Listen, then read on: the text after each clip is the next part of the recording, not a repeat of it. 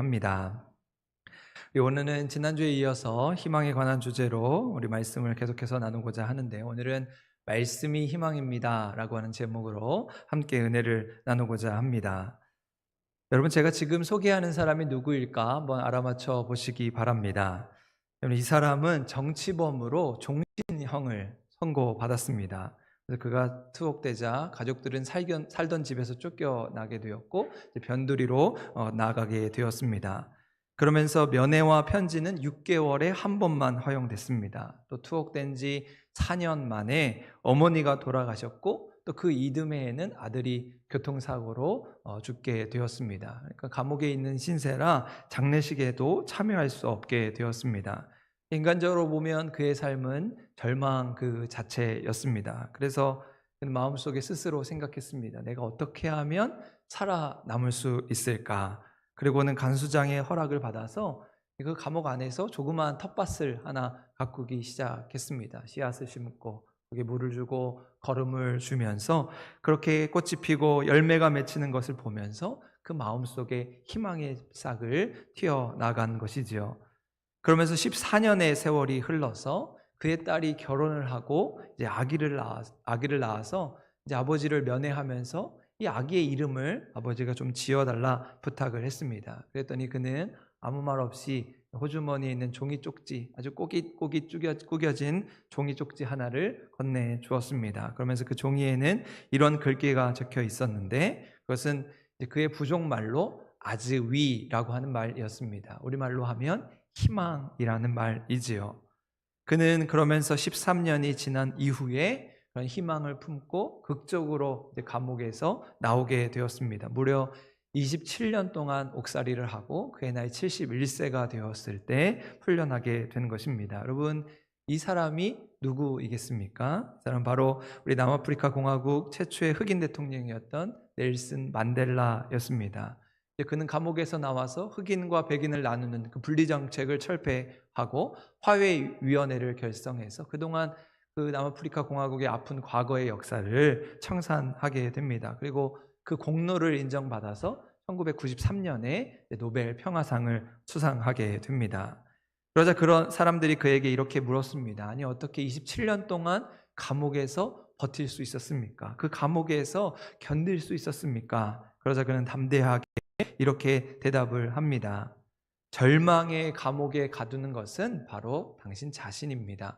감옥에서라도 희망을 가꾸면 그 누구도 희망을 꺾을 수 없습니다. 나는 한순간도 희망을 버린 적이 없습니다. 그 희망을 붙잡고 그 감옥의 절망을 이겨냈다는 것이죠. 여러분, 그래서 철학자 키에르 케고르는 죽음에 이르는 병이라고 하는 책에서 인간이 가지고 있는 절망이야말로 우리를 죽음에 빠지게 하는 병과 같다 말하고 있습니다.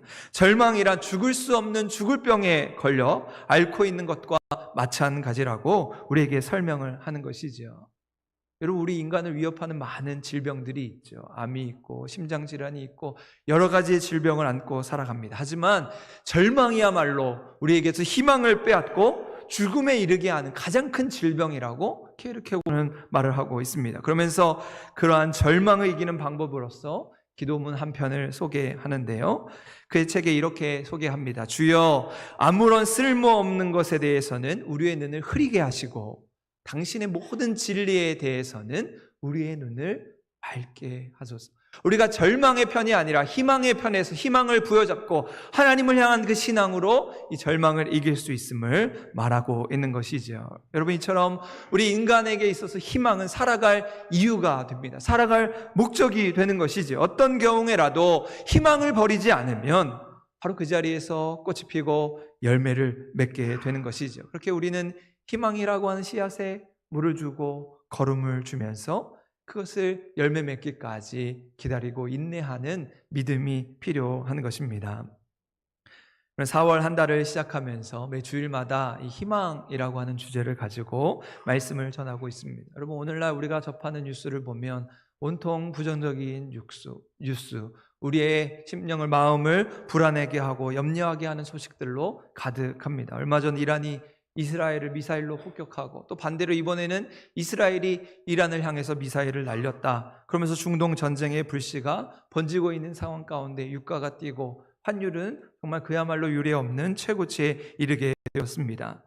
여러분, 지난 총선에서도 대파 논쟁이라고 하는 말이 있을 정도로 과일값, 채소값이 유례없이 고공행진을 이어가고, 여러분 정치판을 한번 보십시오. 그야말로 진흙탕 싸움에 정치 뉴스는 보기도 싫을 그런 지경입니다.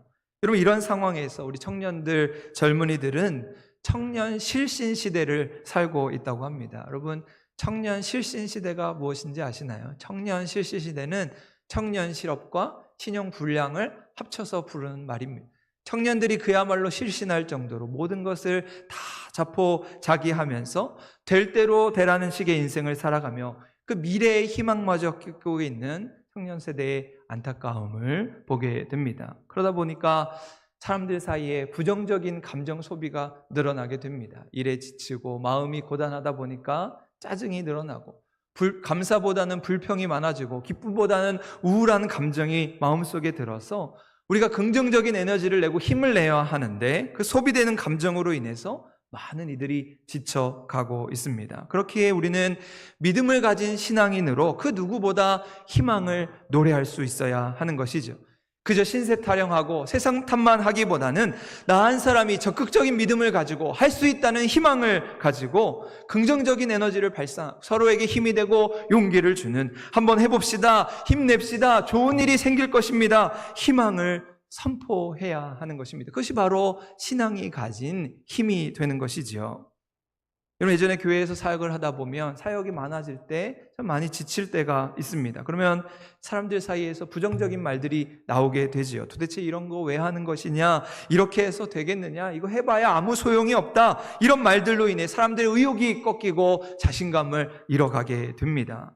여러분, 특별히 오늘 우리 교회가 올 한 해 부흥에 대한 비전을 품고 함께 나아가고 있습니다. 그러기 위해서 우리가 한 영혼에 대한 열정을 품고 전도하는 일에 힘을 쓰고자 합니다. 시대적으로, 상황적으로 보면 전도하는 일이 참으로 어려운 일처럼 느껴집니다. 한 영혼을 구하기까지 얼마나 많은 수고와 헌신이 있어야 하는지 우리가 너무 잘 알고 있습니다. 하지만 우리는 하나님이 주시는 그 희망의 빛을 품고 꽃이 피고 열매를 맺기까지 우리의 사명을 감당해야 하는 것이지요. 비록 우리가 절망의 시대를 살고 있다고 하더라도 우리는 하나님을 의지하는 믿음과 신앙을 가지고 희망을 노래할 수 있는 우리 한사람교회 모든 믿음의 성도 될 수 있기를 간절히 소망합니다. 그런 의미에서 우리는 어떤 희망을 발견할 수 있을까 말씀을 가지고 고민하고 준비하는 가운데 오늘 이 열왕기하 본문의 말씀을 떠올렸습니다. 여러분, 오늘 우리가 함께 읽은 본문 말씀의 주인공은 바로 남유다의 왕이었던 요시야라고 한 사람입니다. 여러분, 요시야는 남유다의 16번째 16대 왕으로 참으로 암울한 시대의 왕이 되었던 사람입니다. 여러분, 요시야가 왕이 된 것이 이 사울 왕, 첫 번째 왕이었던 사울 왕으로부터 거꾸로 올라오면 350년이 지난 이후였습니다. 그러니까 요시야는 이스라엘 왕조의 막바지의 왕이 되어서 이 요시야 이후로는 이스라엘 역사가 내리막길을 걷게 됩니다. 그리고 실제로 요시야가 왕이 된 시점으로부터 23년이 지난 이후에 남유다는 멸망을 하게 되지요. 그럼 더불어서 요시야의 족보를 살펴보면 그의 할아버지는 므낫세였는데, 이 므낫세는 이스라엘 남유다 왕들의 역사상 가장 사악한 왕으로 기록되었습니다. 하나님을 떠나 우상을 섬기고 1월 성신이라고 하죠. 해와 달과 별을 섬기면서 심지어 자기의 아들을 불살라서 인신제사로 바치는 아주 극악무도한 짓을 벌이게 되었습니다. 55년 동안이나 가장 긴 시간 나라를 통치하면서 백성들의 고열을 빨아먹고 남유다의 역사를 망친 인물이었습니다. 여러분, 또 요시야의 아버지는 아몬이라고 하는 왕이었는데 그의 아버지는 왕이 된 지 2년 만에 그의 신하들이 배반을 해서 그 신하들의 손에 죽임을 당하고 말았습니다. 그때 요시야의 나이가 8살이었는데 그 아버지가 죽음으로 인해서 그 어린 나이에 왕위에 오르게 된 것이지요. 여러분, 그러니 이 8살짜리 왕이 과연 무슨 일을 할 수 있었겠습니까? 그럼 마치 우리 조선시대 단종이 너무 어린 나이에 왕이 되어서 세조가, 그의 삼촌 세조가 정권을 잡기 위해서 정난을 일으키지 않습니까? 그럼 그것처럼 이 요시아는 8살의 왕이 되어서 너무나도 혼란스러운 시대를 이끌어 가야 했던 것입니다. 하지만 요시아는 어린 나이임에도 불구하고 하나님을 향한 그의 신앙과 그의 정직함을 지켜서 이 절망스럽고 암울한 시대에 희망의 싹이 되었습니다. 그래서 오늘 2절 말씀에서는 요시아의 행적을 이렇게 평가하죠. 오늘 2절 말씀인데요, 우리 화면을 보시고 한 번 더 같이 한번 읽겠습니다. 시작. 요시아가 여호와 보시기에 정직히 행하여 그의 조상 다윗의 모든 길로 행하고 좌우로 치우치지 아니하였더라. 아멘. 여러분, 요시아는 그렇게 어린 나이임에도 불구하고 그의 믿음과 신앙을 지켜서 하나님의 때를 기다렸던 것입니다. 그리고 그는 20살이 되었을 때 이 부패하고 타락한 나라의 정국을 바로잡기 시작합니다. 그래서 가장 먼저 신앙적으로 하나님을 떠나 우상을 섬기던 일을 철폐하게 됩니다. 태양상을 찍어버리고 바알 제단을 헐어버리면서 아세라상을 부숴서 그걸 가루로 빻아서 만들어서 무덤에다 뿌리게 됩니다. 또 우상을 섬기던 이방 제사장들을 잡아다가 그들을 불살라 뼈를 가지고 그렇게 유다와 예루살렘을 정결하게 하는 종교개혁을 단행하게 됩니다. 잘못된 일을 뿌리 뽑고 정직하게 하나님께 돌아가는 일부터 희망의 역사가 시작된 것입니다. 그런데 요시아의 나이가 26살이 되었을 때 그동안 므낫세 할아버지가 우상을 섬기면서 도외시했던 이 예루살렘 성전을 수리하는 일을 단행하게 됩니다. 요시아 당시는 이 솔로몬이 성전을 건축한 이후로부터 대략 한 300년이 지난 이후였습니다. 그러니까 성전은 낡아지고 곳곳이 부서져 있고 그렇게 곳곳이 수리가 필요했던 것이지요. 또 므낫세와 같이 악한 왕들이 통치하는 동안에 우상 숭배에 빠져 있다 보니까 이 성전을 관리하는 일을 외면했던 것입니다. 그래서 요시아는 대제사장들을 부르고 기술자들을 모아서 이 성전을 수리하는 일을 하게 됩니다. 요즘 말로 하면 이제 리모델링을 했다고 할 수가 있겠지요. 그런데 그 성전을 수리하는 가운데 정말 뜻밖의 사건이 일어나게 됩니다. 그것은 바로 성전에서 하나님의 율법책이 발견된 것입니다. 아마도 그것은 우리 모세 오경 가운데 신명기의 말씀이었을 것이다 추정을 해보게 됩니다. 그래서 요시아는 그 율법의 말씀을 읽고 그 말씀을 토대로 이스라엘 신앙을 개혁하고 나라의 정세를 완전히 새롭게 바꾸어 가기 시작합니다. 그야말로 이 성전에서 발견된 율법책은 요시아가 단행하는 개혁의 시금석이 된 것이지요. 어두운 절망의 밤을 환하게 비추는 희망의 불꽃이 되어서 이 하나님의 말씀, 하나님의 율법으로 인하여서 새로운 부흥의 시대를 열어가게 된 것입니다. 여러분, 오늘 이 시간 그 하나님의 율법책, 하나님의 말씀이 희망이 되어서 나라를 새롭게 했던 그 요시아 왕의 행적을 따라서 우리도 이 시대에 어떻게 희망의 빛을 이루어갈 것인가 함께 말씀을 통해 몇 가지로 묵상해 보고자 합니다. 여러분, 먼저 말씀이 우리의 삶의 희망이 되기 위해서 우리는 우리의 삶에 숨겨진 말씀을 찾아야 합니다. 그것이 오늘 우리가 읽었던 8절 말씀인데요. 8절 말씀 한 번 더 같이 읽도록 하겠습니다. 시작. 대제사장 hil기야가 서기관 사벤에게 이르되 내가 여호와의 성전에서 율법책을 발견하였노라 하고 hil기야가 그 책을 사반에게 주니 사반이 읽으니라. 아멘. 여러분, 이처럼 요시아가 그 암울한 시대, 절망스러운 상황에서 새로운 희망의 빛을 열게 된 것은 바로 이 성전에서 하나님의 율법책을 발견한 것에서 시작됩니다. 아무리 요시아가 하나님 앞에 정직하고 그의 신앙이 치우치지 않았다고 하더라도 요시아 한 사람만으로 시대를 바꾸기란 결코 쉬운 일이 아니었습니다. 나라 곳곳에 만연한 이방 제단을 없애고 그러한 세태 속에서 권력을 잡은 그 이방 제사장들을 몰아내는 것은 결코 쉬운 일이 아니었던 것이지요.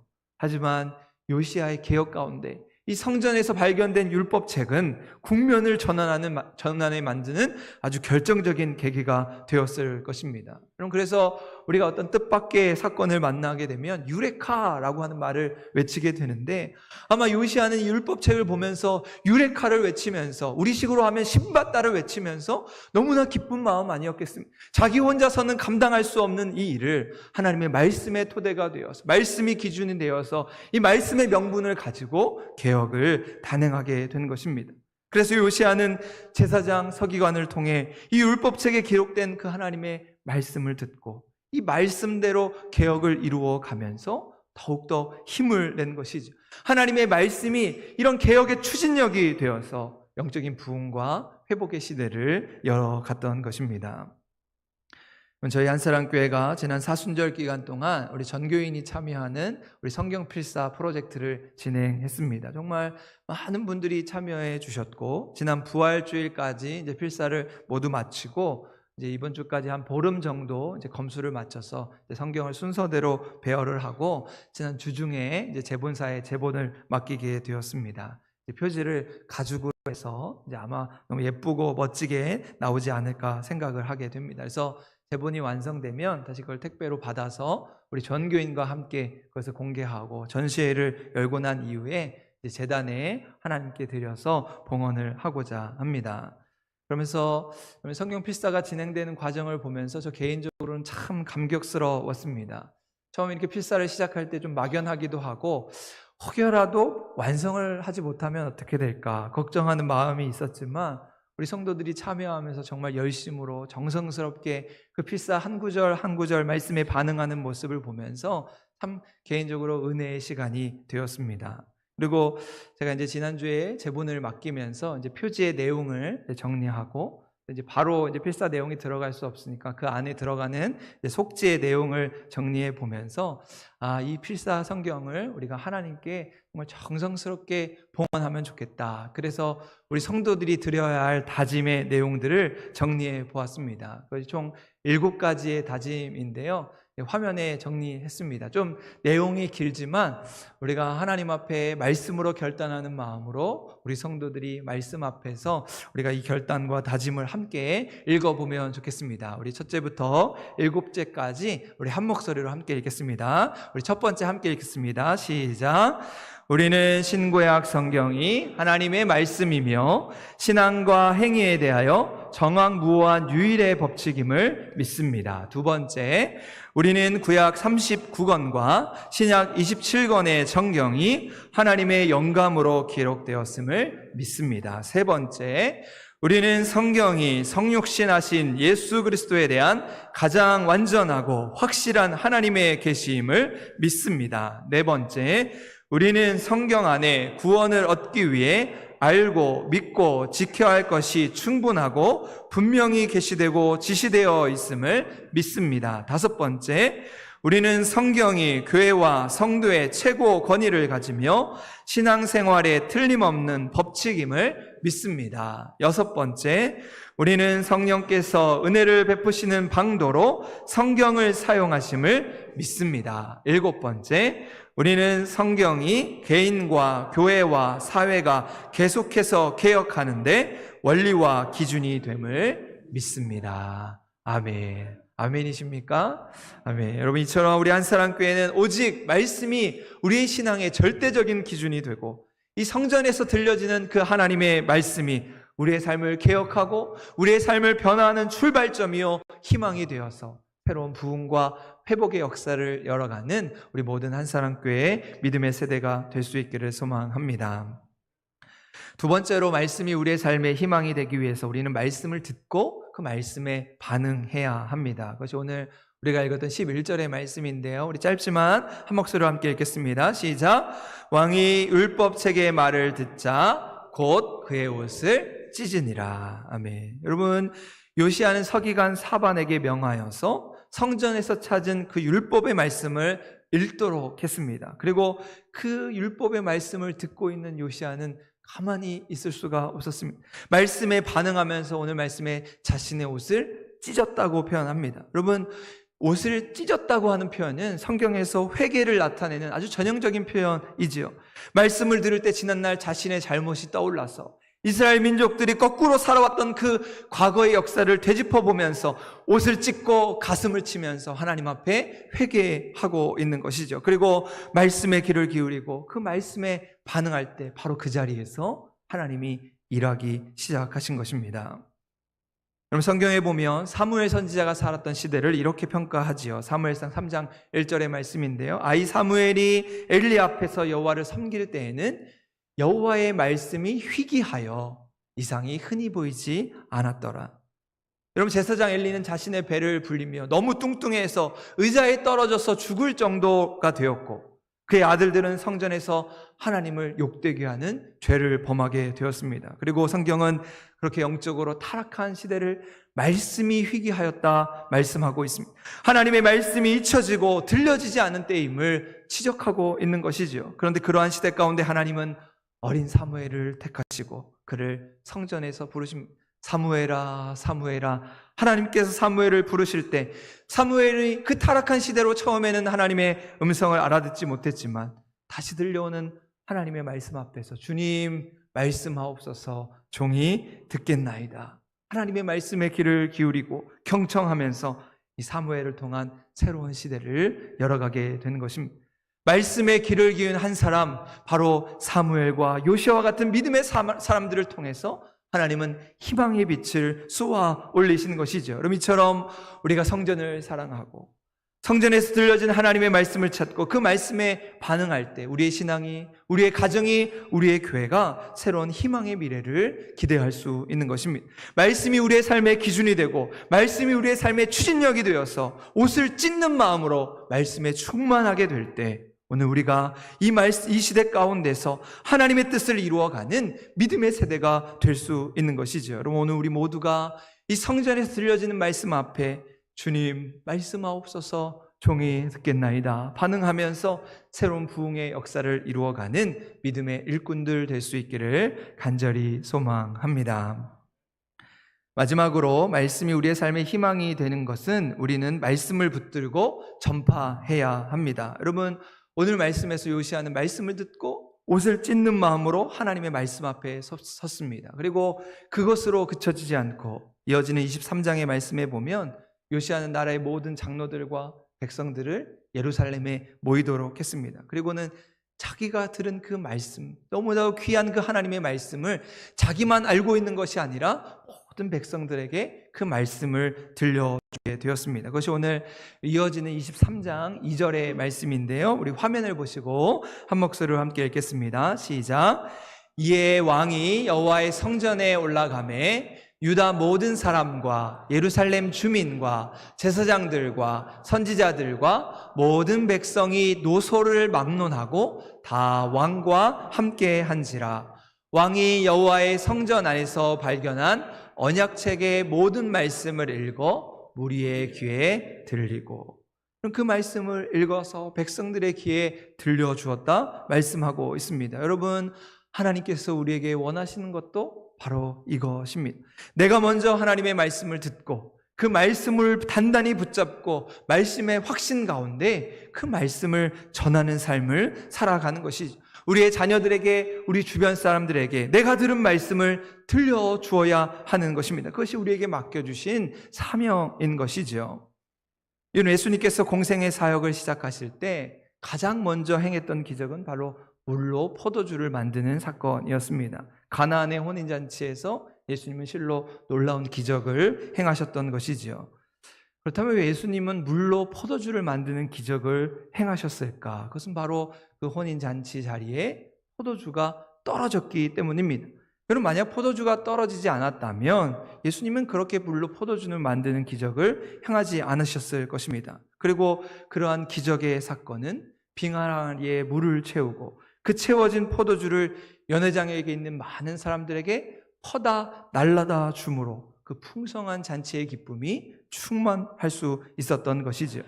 포도주가 떨어진 그 연약함, 부족함을 인식하고 그 부족함 가운데서 하나님의 기적을 경험하게 된 것입니다. 여러분, 오늘 우리의 삶의 빙 항아리에 무엇을 채우고 있습니까?